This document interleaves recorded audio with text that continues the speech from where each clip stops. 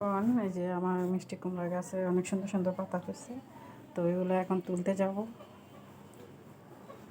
এই যে দেখেন কত সুন্দর পাতা হয়েছে, পাতাগুলো তুলবো।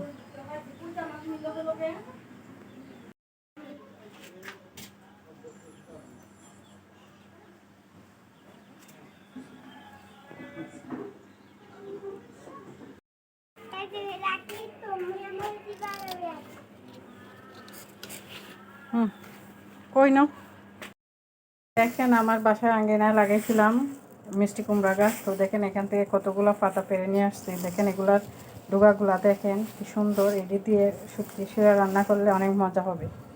মাশাআল্লাহ, আমার অনেকগুলো পাতা।